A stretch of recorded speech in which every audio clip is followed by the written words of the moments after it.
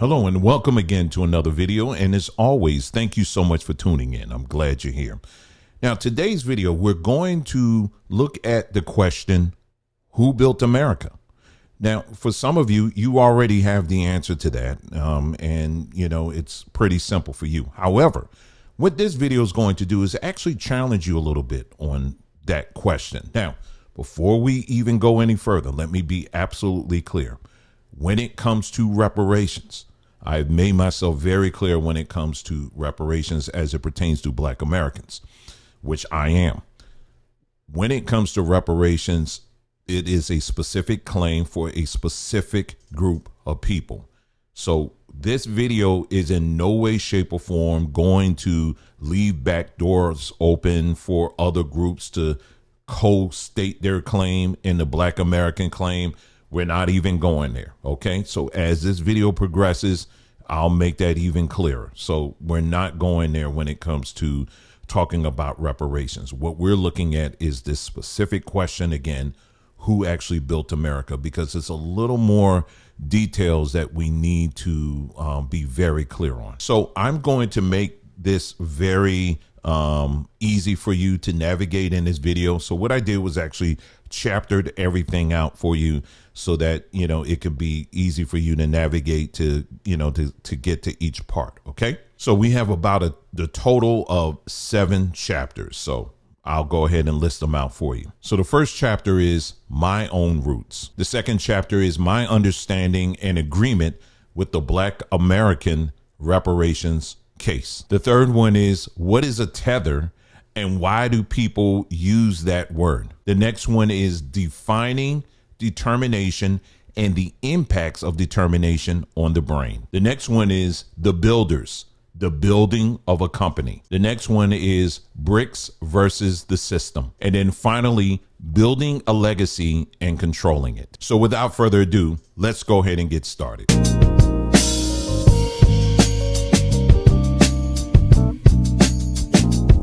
Okay, so a little bit about me. I was born and raised in Philadelphia, specifically North Philadelphia. And both of my parents actually come from South Carolina, from the same small town in South Carolina.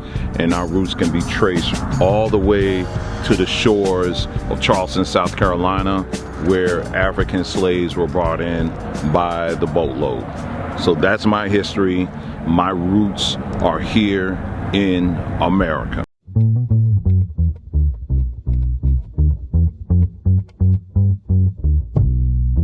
So when it comes to reparations, absolutely, I'm 100% for it. I think reparations is something that needs to be addressed.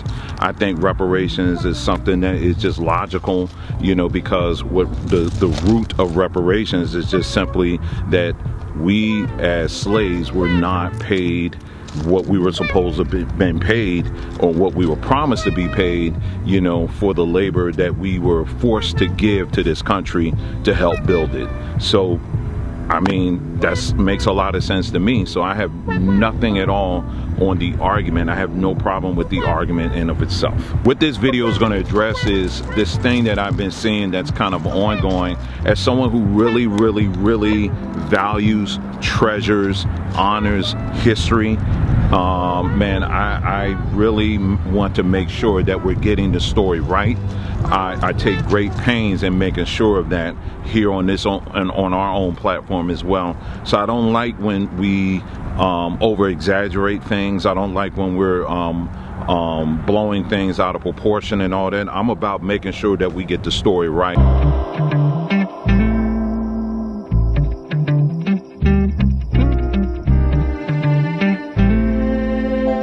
Okay, so what is a tether, or who is a tether?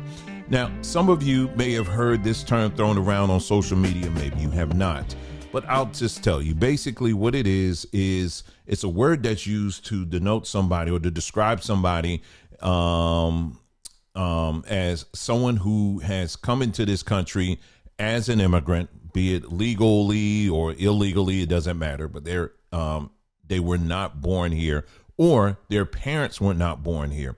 And so, and I'm talking people who are or black, who would identify as black, right? And that's just it. They will identify as black when it's convenient, or black American when it's convenient. And then what happens is, when it's convenient, again, depending on the situation, then they're quick to step back and say, oh, no, I'm Jamaican. Oh, no, I am from Ghana. No, I'm Nigerian. Oh, I'm this, that, or whatever. And I'm not like these black Americans. But then they'll switch rails real quick when it's convenient and then say, hey, I'm a black American, especially when it comes to like benefits and things like that, right? So social benefits, things like that. And so black Americans, many black Americans have kind of waken up to this fact and said, you know what, enough is enough. You know, you guys want to delineate yourself from us when it's convenient. It's about time we start doing the same thing. And so we begin, and so that part I agree with. I absolutely agree with. I think there needs to be fine lines between cultures, because this is one of the things that America did that's really been horrible for us as black Americans. And that is, you just lump all of these people together simply because they have dark skin, but not realizing that these individuals, they have their unique cultures. It's the same thing when you look at people who are Hispanic. You got you got all these different subcultures within that whole, descriptor as Hispanic, Spanish or whatever. And but there's so many different subcultures in there. Well, as black people, we have that as well. And I think we should follow suit and have the same thing. And so, yeah, so that has been, it has ruffled a lot of feathers. And like I said, again, I agree with it. Now, what I have noticed is I think it's gone extremely way too far, because now what you're seeing is that people are actually weaponizing it. And now, people are calling each other names, they're making cartoons about different folks. They're, making fun about living conditions. They're making fun about languages. They're making fun about people's, type of foods. It's like fourth grade stuff. In fact, we talked about this, recently on our community page. They did a study on fourth grade reading levels, and unfortunately, black Americans, we come on the lower end of this. And so, but see, it's little things like this that actually show, that they're lacking in that area. And what do I mean? I'm talking about having a conversation where you don't have to involve all of the name calling. You don't have to involve all of this, stuff making fun about people's culture and what they smell like and how they prepare their food and all that other stuff. That is so grade school stuff. But see, when you call somebody a tether, what it really does is it's basically a way of shutting down any additional conversation. The reason why I'm saying this is because me, yes, I've been called a tether, simply because there may be some things I may say, you know what, I agree with you on this, but there's some other things I don't agree with. I don't agree with the whole name calling thing. I don't agree with some of this other stuff here. I think it just does not it doesn't make for meaningful conversation that can move us along and move us ahead.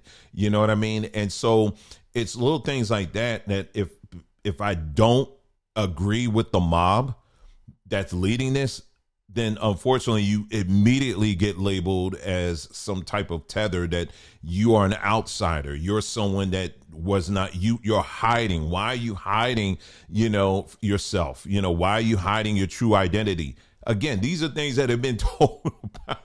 These are things that have been said about me. And I just showed you in the beginning of this video, earlier in this video, I have been born. My family goes all the way back to Charleston, South Carolina. I mean, you know what I'm saying? And I've seen a lot of people get accused of this. And what it does, unfortunately, it just keeps us in this never ending cycle of fighting and infighting and debating one another. And it doesn't move anything further ahead. It doesn't. And so just like we were talking about the reparations conversation, it certainly doesn't move that ahead at all. It just keeps it going on and on in circles. And what you end up with is a bunch of black folks, regardless if they were born here or outside of the country, fighting over a ghost check that hasn't even been written yet. And so it just goes on and on and on. And I am tired of it. I'm tired of it. So yeah, that's what a tether basically is. It's just one of many names that are used to denote somebody who was not born here and they don't have a right to participate in certain conversations, that kind of thing. I do get the sentiment, but I think the sentiment has gone way too far into now it's become something completely different. It's taken a life on its own.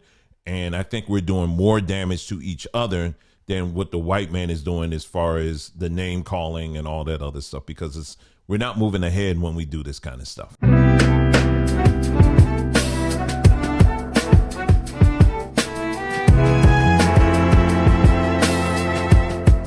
Okay, in this section, we're going to talk about determination. Now, determination is a word that we've all heard. We know what it means and all of that, right? But when it comes to the beginning of this country/company, determination meant something depending on what group you were part of, right? So you had the settlers, right? The settlers, they came in, from all over Europe or whatever. They had determination, right? We'll explain a little bit about their type of determination in a moment. And then the slaves that they later brought in, well, they had a determination as well. All right. So what we're going to do now, we're going to turn to ChatGPT, and I'm going to do a breakdown so you can see the difference between the two. This is going to be really good. And let's go ahead and dive in. Okay. So what we're getting into now is how these different types of determination, what they are, number one, and the impact it had on the brain. All right. So let's go. So let's see. Determination is closely linked to brain systems responsible for motivation, resilience, and goal pursuit. All right. And so we're going to go down here. All right. So prefrontal cortex. Okay. These are parts of your brain.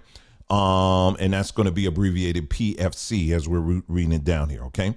Responsible for goal setting, planning, and decision making.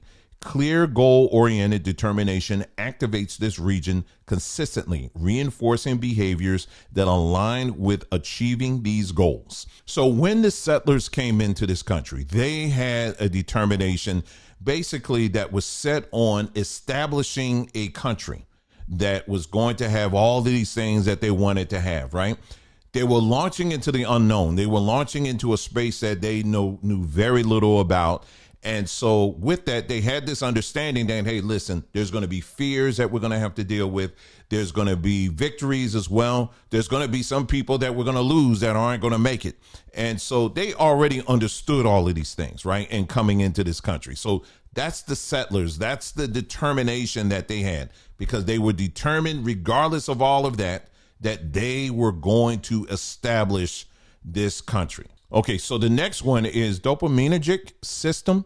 Dopamine, the reward neurotransmitter, plays a critical role in sustaining determination. Achieving incremental goals releases dopamine, creating a feedback loop that reinforces perseverance. So as these European settlers, as they were moving on in America and their plan for America and all of that, as they were making one step forward, be it, taking over land or, cutting deals with the natives that were here and then reneging on or whatever it was. But with every victory, what it did, it gave them a shot of dopamine in their brains, right? And so it was a reward that they got because they were able to conquer and they were able to move forward. And that just kept like a snowball. Think of a snowball effect. It just kept building and building and building. With every victory, they just getting that dopamine, right? All right, so the next one is stress and the amygdala. Chronic stress, such as the stress endured by enslaved Africans, affect the amygdala and the hippocampus, disrupting emotional regulation and memory, and often directing focus towards immediate survival rather than long-term planning. Now, that's a whole mouthful. So we're going to make sure we take our time with this, okay? Now, the determination of slaves was a bit different, wasn't it? Because when our people came over, we didn't come over with the mindset of wanting to conquer anything. We didn't come over with blueprint in hand and said, okay, we want to build this and we're going to do this and we're going to do this or that or whatever.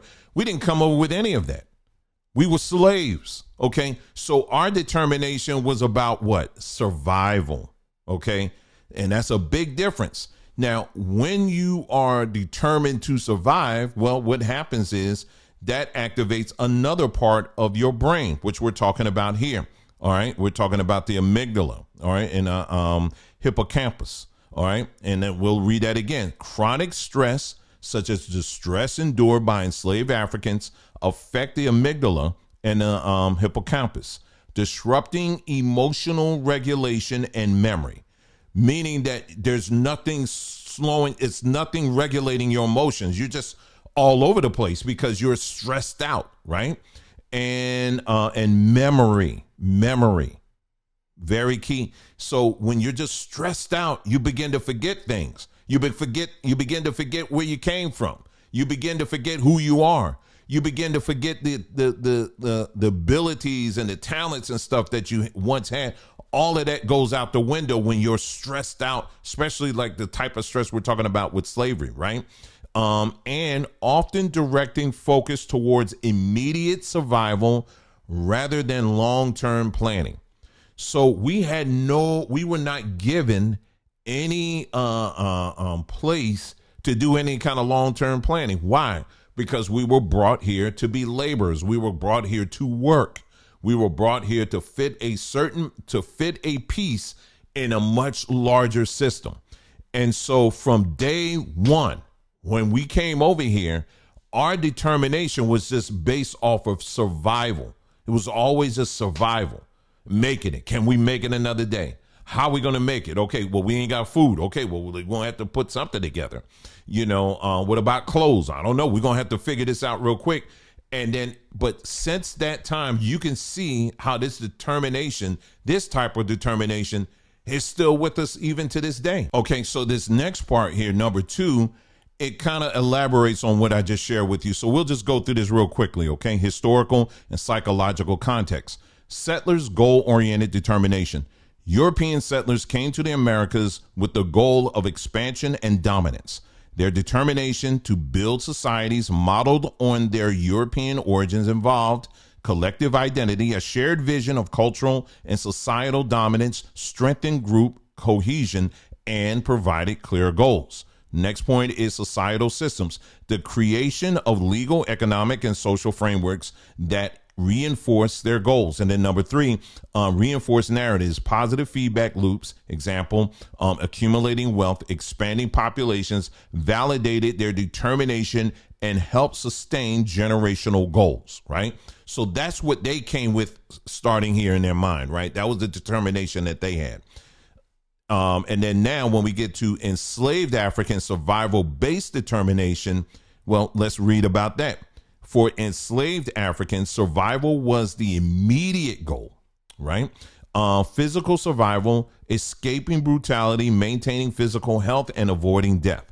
Next point is cultural survival, maintaining remnants of African tradition and forging new forms of resilience within hostile environments, example, through music, spirituality, and community. And then the last one, resistance, small and large acts of rebellion, from sabotaging work to organizing uprising, showcase determination in the face of oppression. So as you can see, and I'm repeating myself here, our determination was different than the determination that these people had that the Europeans had when they came over.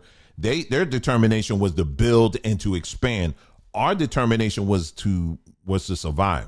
Now, why am I spending so much time on this? Well, if you keep on listening, you're going to see why I have to spend a lot of time on this, because you have to understand, because determination, it really defines who a person is and what a person will do.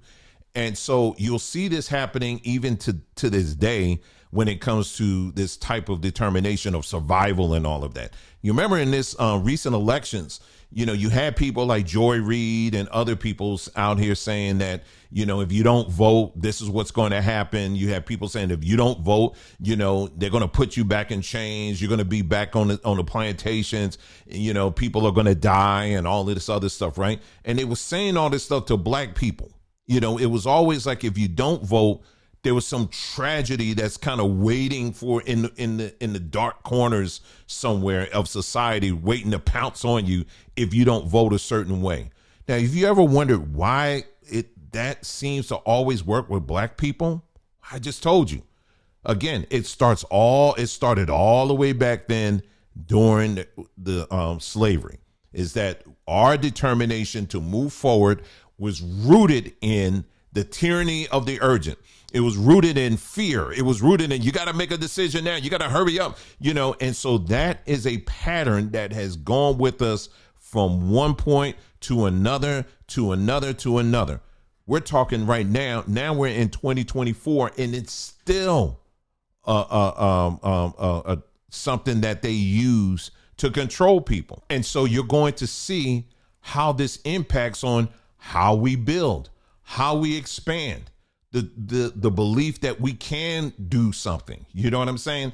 All of that plays a critical role in how we see ourselves and how we see our own ability to move beyond this matrix system that they've set up.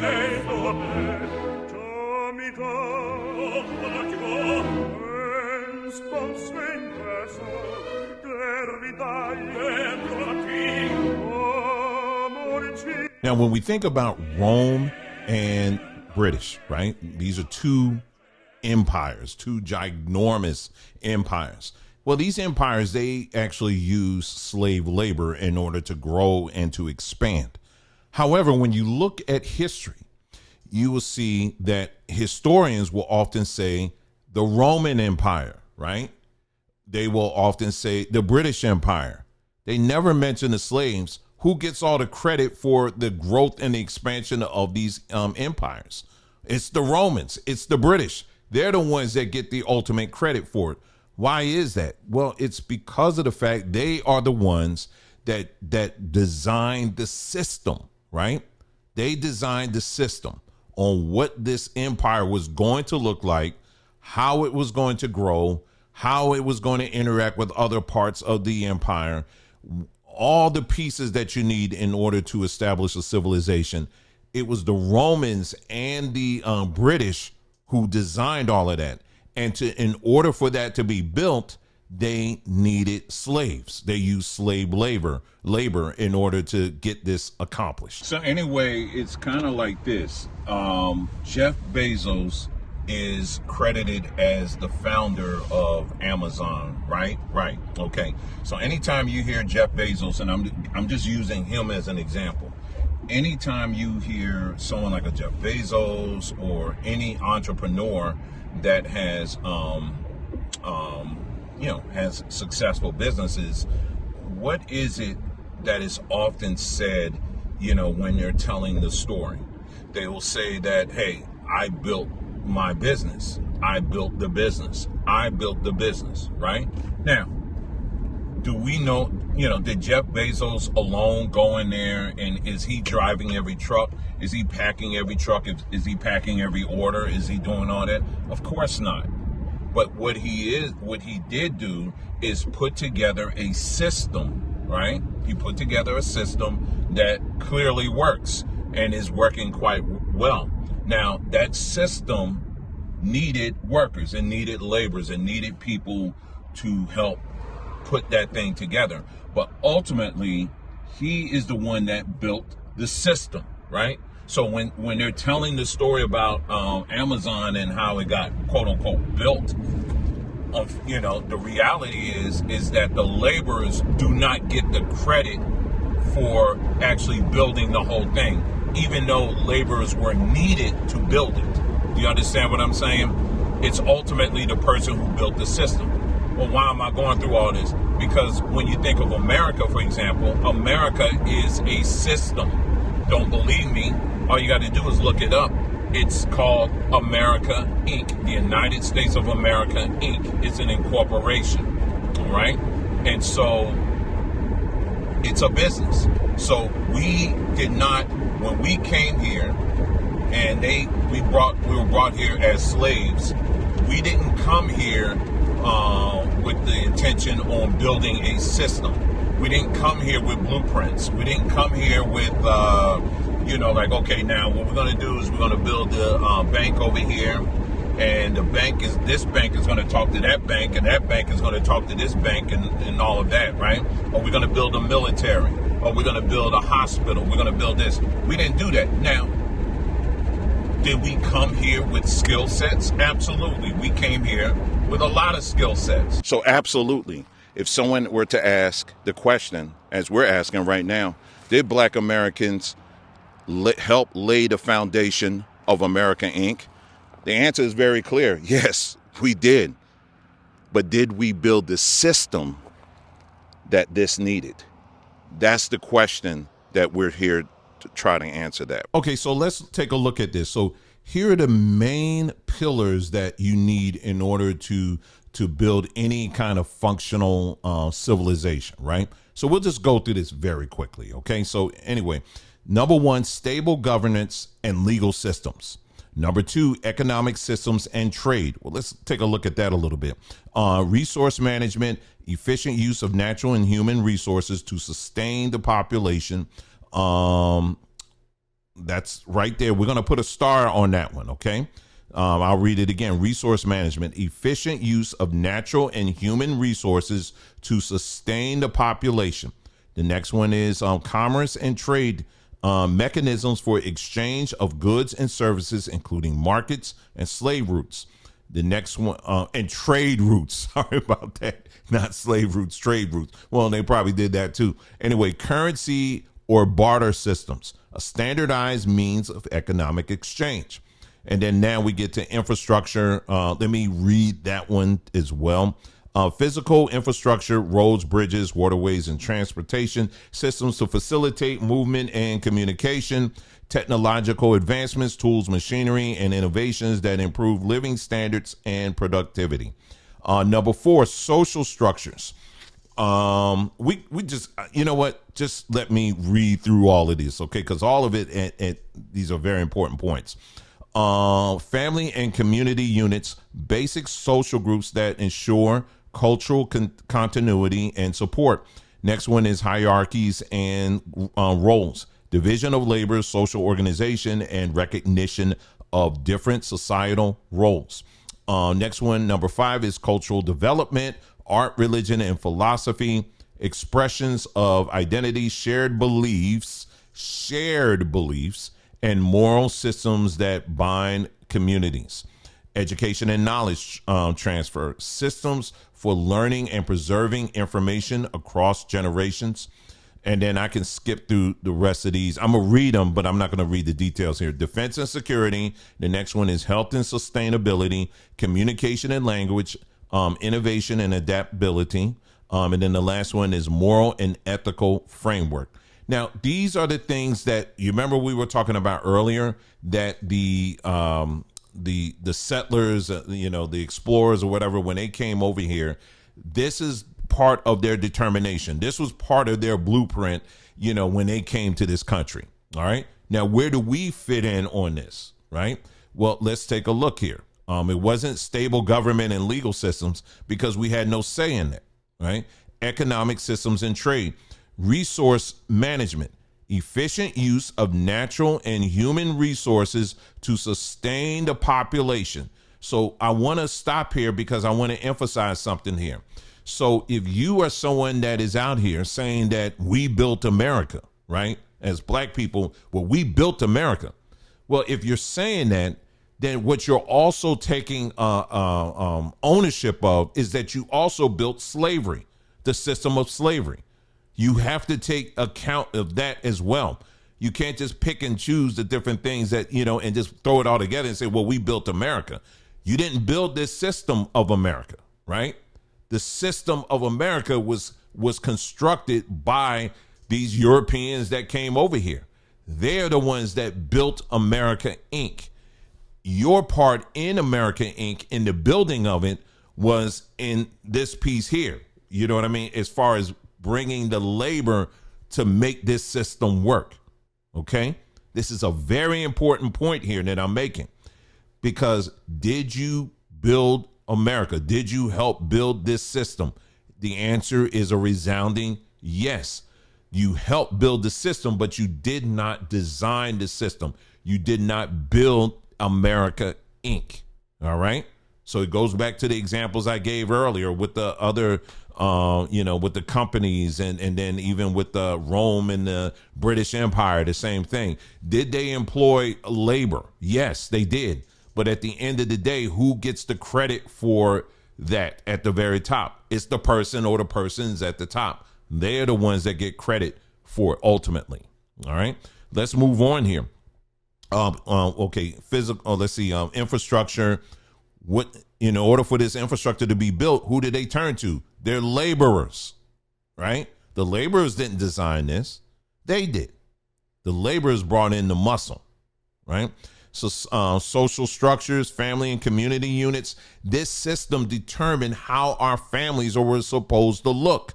You remember how we talked about, like in the 60s and in the 70s, 80s on up, how this federal government has basically said, hey, listen, woman, if you want to continue to get benefits from our system, then you cannot have a man in the house. You cannot have a provider in the house. That's America Inc. Are you taking credit for building that? Do you understand what I'm saying? No, we didn't build that. Okay.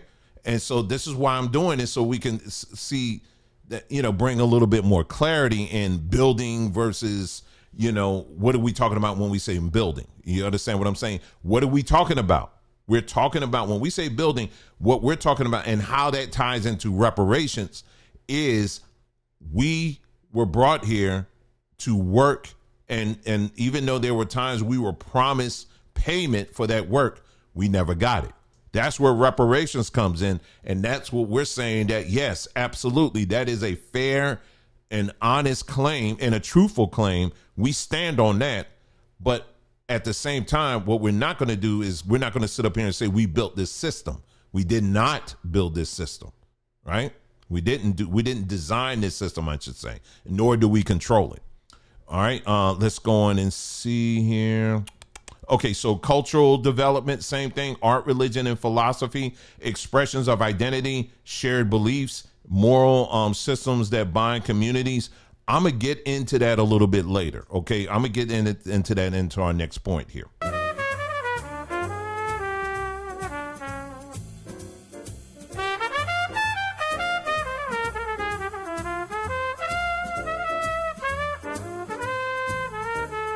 So once the blueprints were laid out for America Inc., well, what they needed was free labor. And the reason why they needed free labor is, of course, with like any other brand new venture, most times people start with not a whole lot of startup capital. So what they look to is free labor. So all you have to do is just look through your history books and you'll see that the first group of people they turned to was their own. These are Europeans who they saw as lower class Europeans to do this work of picking cotton, growing tobacco, doing things like that. But that proved to be a fail. So what they did next was to turn to another source of free labor.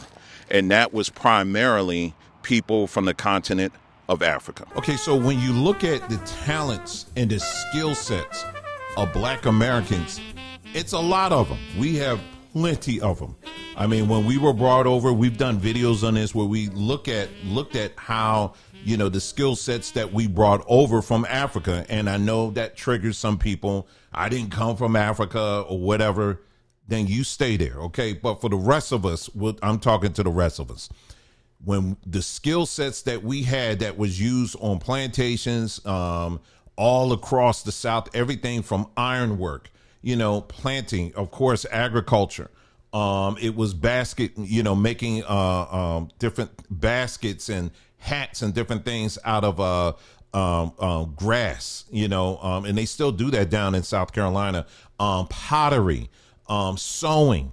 There's a whole ton of things, different metalwork and stuff that we had skill sets that we had when we came over here.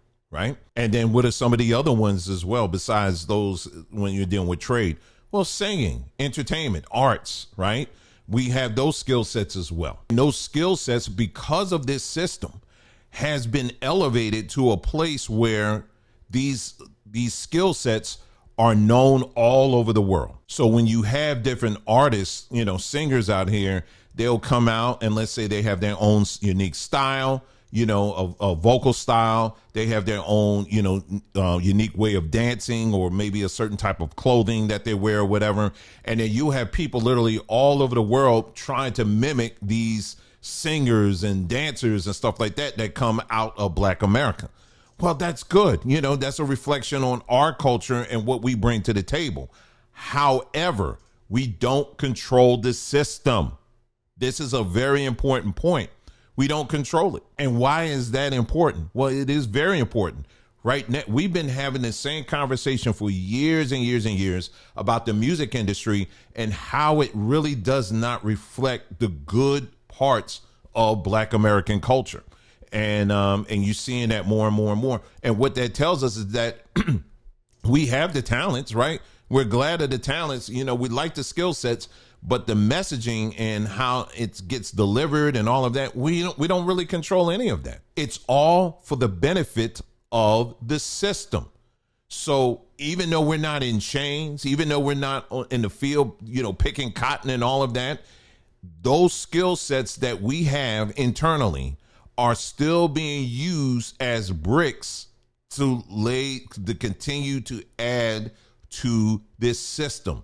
So are we building America Inc? Are we part of the building process? Yes, we are, but we're not designing it and we're not in control of it. So we're just the laborers. That's it. We're just the laborers of it.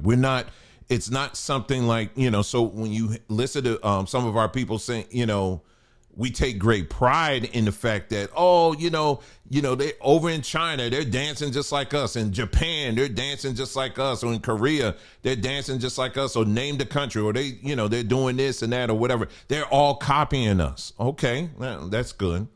But they're copying you with the agenda that's tied to the system. You understand what I'm saying? The system is basically using us for its own ultimate agenda. So, for me as a Black American, I feel kind of mixed about that. In other words, I like seeing the talents and skills that our people have, but seeing it being used to continue to add to this system and to benefit the system, well, I don't want to build the system. I don't want to take credit for building this system. Do you understand what I'm saying? This system ultimately does not, never did, and never will care for you. So I don't feel any kind of affinity towards it or anything like that. Like I said, again, I love seeing, how our influence in the arts and different things have been seen over the world. But the end of it is for the betterment of the system. And this is what I want to make sure you understand that. So you're not going to see me, draping the American flag over me, because this American system never liked me, never loved me, and never will. Do you understand what I'm saying? We're still in a type of slavery. And this is the part you want to make sure. It's kind of like being on a plantation and, your plantation is known for the best food, right? And so you're like, man, our plantation, listen, if you want the best chicken, you want the best roast beef, you want the best of this or that or whatever, you make sure you go to Mr. Jackson's plantation, because Jackson's plantation, man, their food is the bomb. I mean, it's just too much, man. It's good. Okay. And the people who are making the food are all the slaves, right? Okay. That's good. Our people were talented and we're skilled like that. But it would make me feel some kind of way because I'm still on the plantation. You understand what I'm saying? And who's ultimately getting all the credit for it? Well, it's the plantation owner. They're going to, when they recall about what plantation has the best food, they're not going to name all the slaves that are in the kitchen cooking. They're going to say Mr. Jackson's plantation. You understand what I'm saying? This is how this works at the end. You're just a laborer at the end. And this is what this whole reparations thing is about, getting paid for that labor.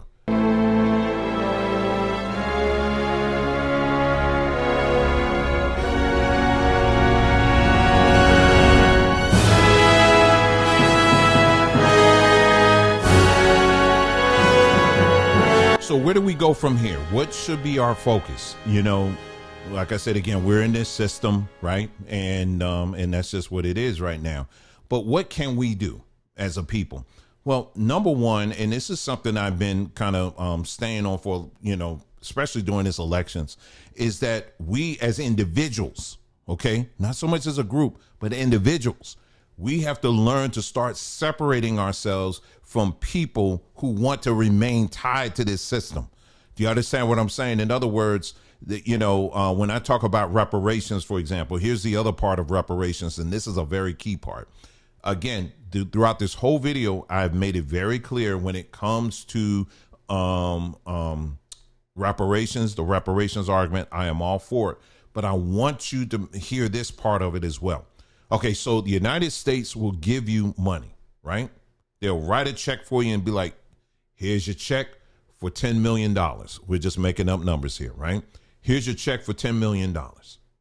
Now, who determined the value of those dollars? The system did. A system that you did not build, right?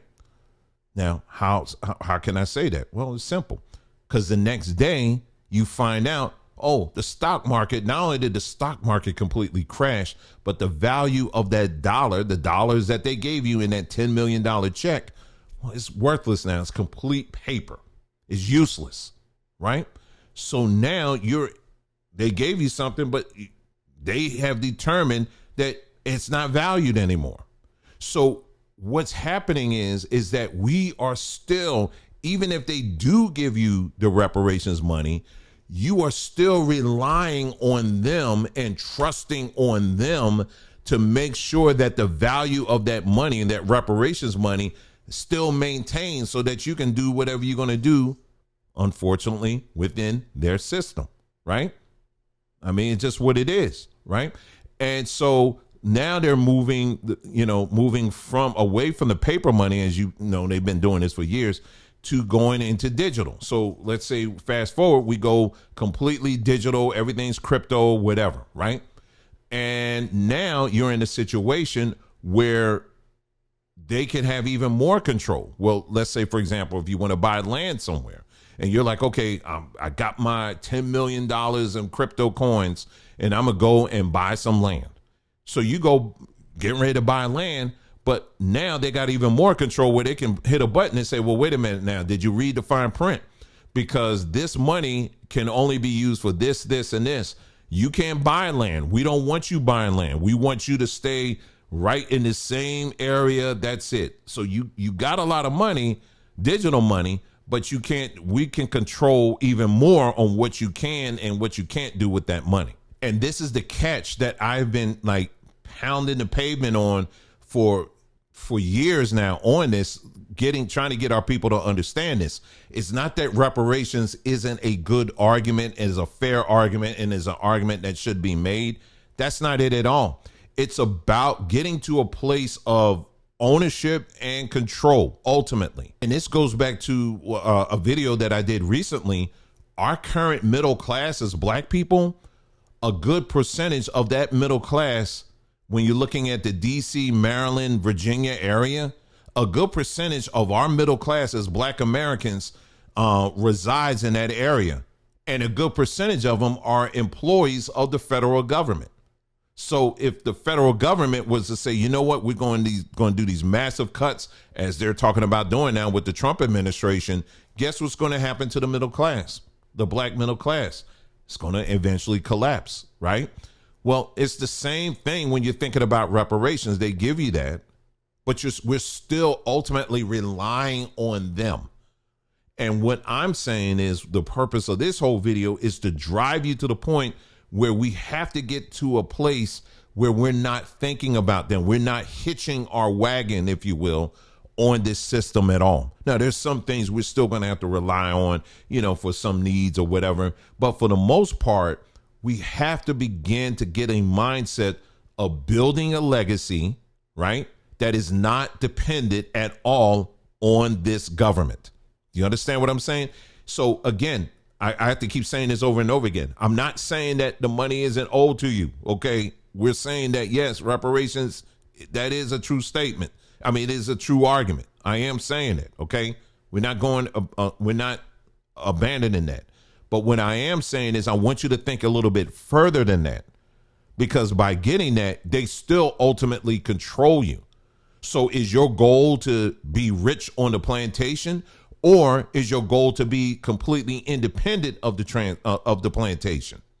Well, I'm gonna tell you right now, for me, my goal is to be independent of the plantation, because it's in that space I'm able to really begin to build a legacy that lasts. And one of the ways to do that, of course, is by ownership. You know, you have numbers of black folks today that are buying land, which is great, right? Buying land, and then, you know, by buying your own land, now you're able to grow your own food, you're able to grow your own medicine, you're able to grow, just expand and build different houses and everything. So once you have your own land, man, you can do pretty much anything. You don't need anybody, right? Plus, if when it comes to electricity, if you want to do, solar power or generator or whatever, you could be all self-sustaining right on your own land. This is why land was always a big deal, and it has always been a big deal for generations. One of the largest landowners in the world, guess who it is? It's the Catholic Church. Did you know that? And then you got other governments as well. They're just grabbing land, because with land comes a level of independence where you don't have to trust anybody. You don't have to lean on anybody. And so for me, this is why I'm in this place where I'm done even with some of these other pockets that we're cosplaying that we are oftentimes are finding ourselves doing. What am I talking about? Like, for example, you got, people who want to claim that they're Hebrews, for example, right? Or people that want to claim that they're the Moors, or people who want to claim, okay, we're the native, we're the original of this land and all of this stuff. Okay, you can claim all of that all you want. But what tangibly have you built that is independent of this system? Where are your hospitals? Where are your black Hebrew hospitals? Where are your Native American banks? Your black Native American banks? Where's your Moorish army or military, right? Where are those things that create a space of independence so that we can build a legacy? You can't build a legacy based off of checks coming from your oppressor. This is the point I'm trying to make. So until then, that's why you got all of this infighting and I'm a Moor, I'm a this, I'm a that, or whatever. If you want to do that, okay, cool. But in the meantime, all this you're doing, there's still no movement at all towards a place of self-sustainability and independence. And that's what I'm talking about in this whole video, is to get our people to start thinking along those lines instead of hanging your legacy on a system that, quite honestly, like I said again, we did not build this system. And if I can get you to understand that part and not wanting to take credit for building this system, then we can start moving forward into thinking about, new things like, how do we build legacy? How can we do this?